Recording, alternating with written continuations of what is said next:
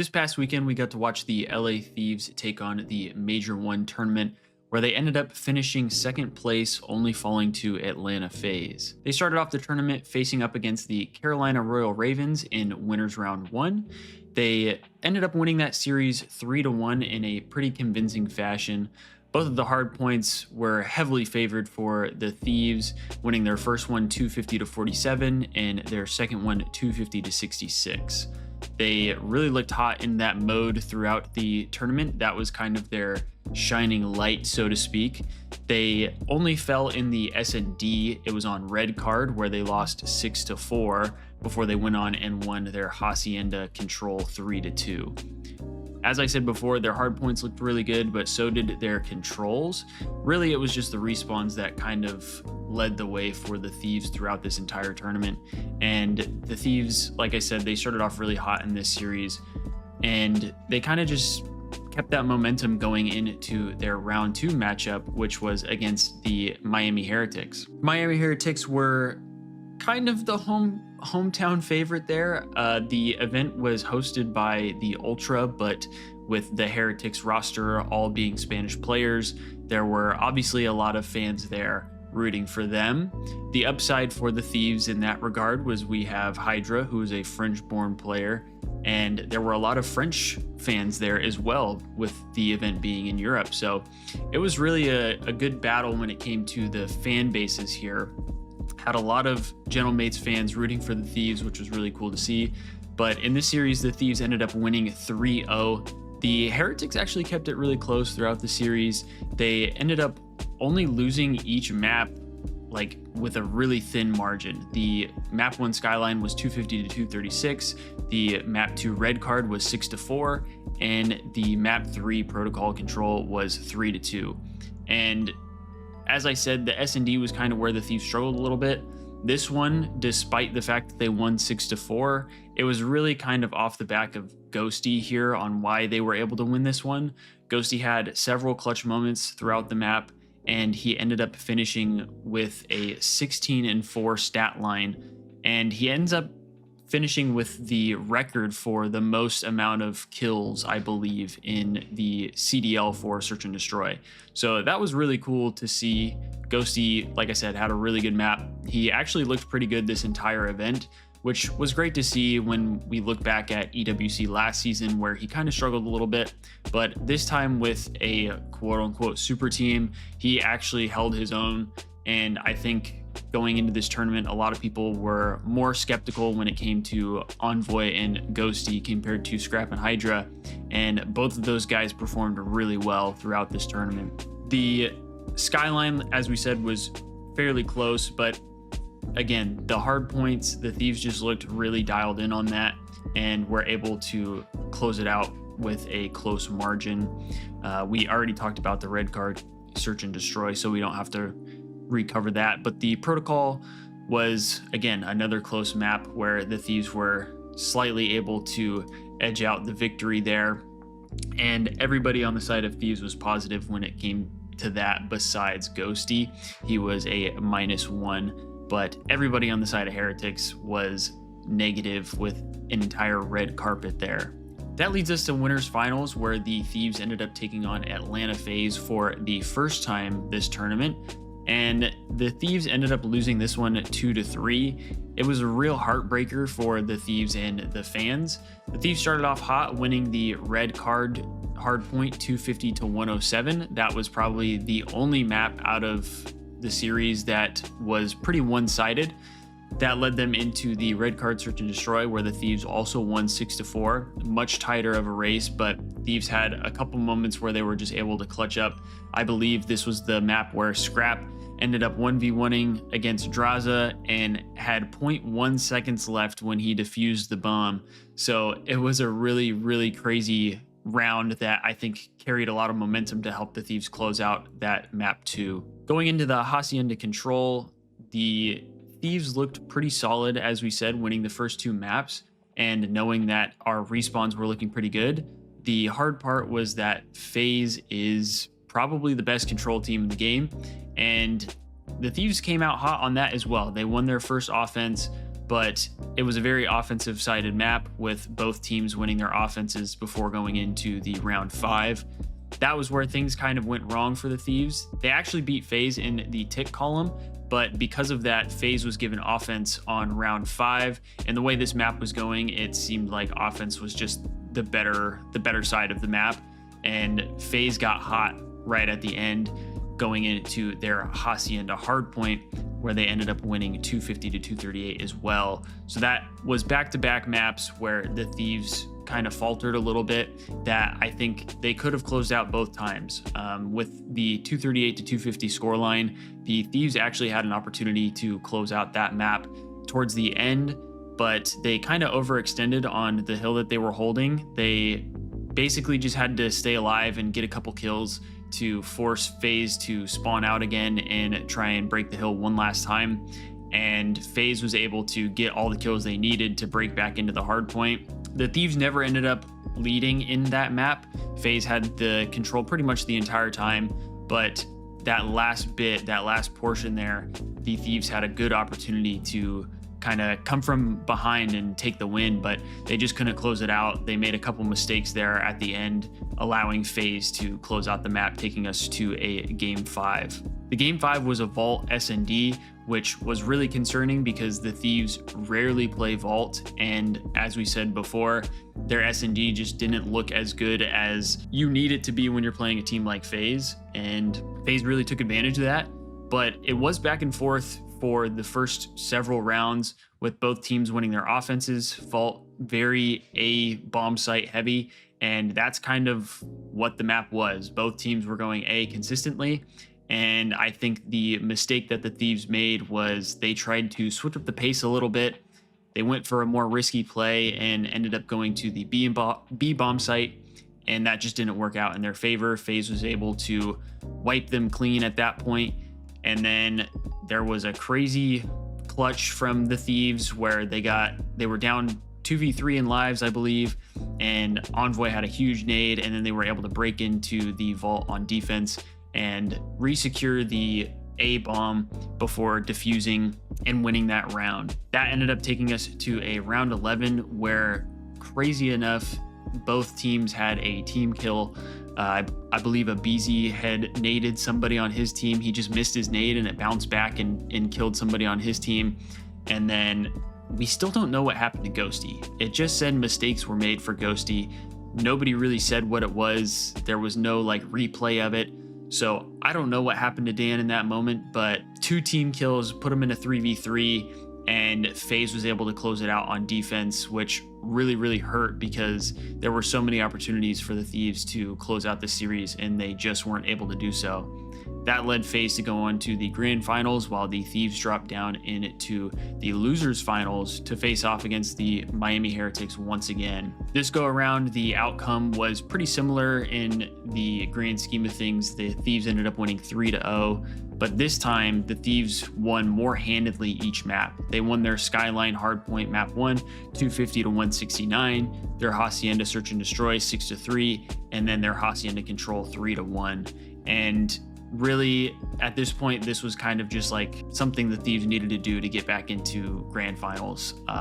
We were watch partying this, and that was something that I said the whole time. It felt like this was going to be a pretty quick series, so that way the Thieves could get back and try and get their revenge on Faze. It felt like they were gunning for blood this time, knowing that they had an opportunity to close out Faze and they let it slip. And they probably felt like that was on them, not necessarily on Faze just outplaying them. I think there were a lot of mistakes that the Thieves made, and they showed in the series against the Heretics that they can fix those mistakes and that they were more than prepared to face off against Atlanta Faze once again in the grand finals. That takes us to the grand finals, where we got to see the Thieves take this series to a game 7. It was a best of 7 for grand finals, and the Thieves started off hot once again, winning their Hacienda Hardpoint 250 to 237. And it was a come from behind victory, actually. They started off the map itself fairly slow. Faze was able to take control, and things started to look like they might be getting out of hand. And you hate to see when a BZ and Simp are just like frying to start off a series, because you know you're in for a treat, and not in the good way. Like you're being put in the blender and you don't want that. And that's kind of what it seemed like was happening at the start of this hard point.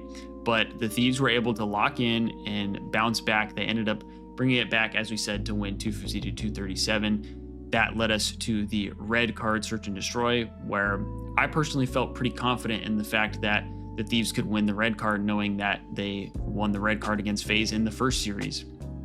Obviously, Faze is a very talented team, and they're able to make adjustments just like any other team. And I think that's exactly what they did going into this search. They ended up winning this one 6-4, and the Thieves kind of got a little unlucky in some regards. They had some moments that they needed to just play a little better realistically. They made some mistakes once again that shouldn't have been made. But going into the round 7, things were tied up 3-3, and Thieves basically closed out that round, but Draza had lagged out, forcing a complete restart of that round. So things went back to 3-3.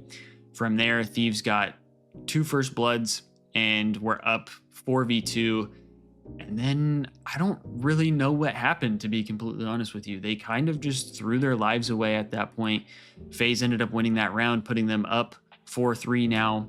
And at that point, they just had a little bit more of the momentum and were able to close out the red card, as we said, in a 6-4 fashion. That takes us to the Hacienda Control, where once again, the Thieves fell 3-2. This time, though, it was more defensive favored, which was kind of interesting, knowing that it's the same teams playing the same map, the same mode, and it just flopped to a more defensive sided thing. The problem this time was the Thieves did well and I believe got defense once again, but Faze were able to close it out. They were the only team really, Faze was the only team really to go 4 subs when they were on offense to kind of just overwhelm the defense. And there were a couple moments where it felt like the Thieves maybe should have transitioned to say, hey, now that Faze is kind of pushed up here, let's just switch to 4 subs as well and kind of just play at the same pace as them. I felt like they just didn't really do that, and Faze ended up getting a lot of the momentum from that. They had a really close finish at the end where I believe they had like 0.8 seconds left to finish the tick. It was a low life count. I don't remember exactly what it was off the top of my head, but Faze was on the garden hard point, or on the garden point. Envoy had a crazy 3-piece to try and save the game. It wiped them off a little bit, and then he came back and had another couple kills to help slow Faze down again, but nobody else was really getting kills to help him out, which really hurt the Thieves there. Ghosty ended up being -3 in that one, Hydra -1, and Scrap was just a break even, with Envoy going 33 and 28, a 1.18 KD. Like I said, he was trying to do everything he could to make sure the Thieves took a 2-1 lead, but unfortunately things did not go that way. That leads us into the second hardpoint of the series, which was red card hardpoint, where once again the Thieves took it 250 to 229. They started off pretty hot in the map, but they ended up losing a little bit of momentum towards the end, which is what kind of allowed Faze to get back into it. But the Thieves were so far ahead at that point that they had the opportunity to basically just touch the hard point in order to close out the map, and that's exactly what they did. Things were getting a little scary with Faze heating up, but once we were able to tie the series, we knew at that point it's anybody's ball game. So we move on to the Vault Search and Destroy, where things looked nowhere near as good as they did the first time we played Vault. Faze ended up spanking us on this one 6-1, and they just made a lot of adjustments. I feel like it's as simple as that. Faze made the adjustments that were needed, and the Thieves did not. They ended up struggling much more than they did the first time, and there really wasn't much else to do from that point. I mean, Vault is not our map. I think that's going to be either a map that the Thieves work on a lot in the future, or that ends up becoming a insta veto and they make sure they just don't play that map. We'll have to see how that goes down the line. But as we said, they lost that one 6-1, putting Faze up 3 3-2 in the series. We move on to the final control map, which was Protocol Control. And this one, the Thieves looked much better on. They ended up winning this one 3-1. And they just started finding their rhythm again. And when you have such a big difference in the map before, it's great to see the team bounce back in the map right after and play as if it never happened, because a 6-1 loss in Search and Destroy is not good. I mean, there's no other way to put it. And it could be a huge momentum killer for the team who loses that map. But the Thieves came out hot in the Protocol Control, and they really didn't bat an eye, it seemed like. They ended up closing out the map with Faze having a red carpet, and Envoy again went huge, finishing with a 1.71, Scrap with a 1.47, Hydra 1.4, and Ghosty was the only one negative at 0.57. But when you have 3 other guys who are getting close to double positive or pushing double positive, you really aren't too worried about one guy having a little bit of a slower map. So the Thieves really locked in on that protocol to try and push this series even farther, and we got ourselves a Game 7. The Game 7 was a Skyline Search and Destroy, which we haven't seen the Thieves play too often, but they actually did a really good job, I would say, for the most part, for this Search and Destroy. We did end up losing it. As we mentioned, the Thieves got second, so we weren't able to close it out, but we did take it to a round 11 where Faze was just able to get an early pick, and from there things just kind of followed in the way of Faze. The round or two before that, the Thieves had a RC car and they tried to play off of that, and Draza just made an insanely clutch play where he ran up middle of the map and was able to get three kills when they were down in lives. And that, I think, kind of like changed the vibe of the map, because the Thieves, if they would have been able to close that one out, I think they would have been up. Once they lost that, I think Faze just got a little bit more momentum there. In the round after that, Thieves were able to get their first blood and ended up closing that round out. But then from there, it was round 11. I personally think Hydra overextended a little bit on the final round there.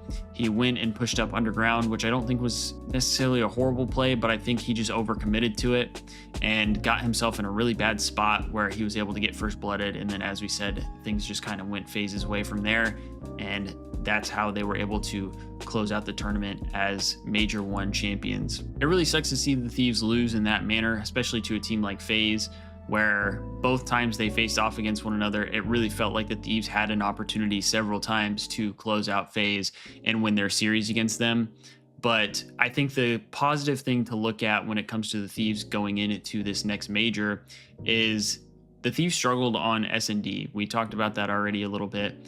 And even for them struggling in S&D, they were able to take the best S&D team in the game to a Game 7, round 11. So it's something that to me shows that the Thieves are more than capable of being a very, very dominant team, because Faze is a team that played together last season. They had their struggles to start this year, but they finally started to find their flow again. And the Thieves started off hot and then started to slow down a little bit. I think kind of having their chemistry issues catch up to them.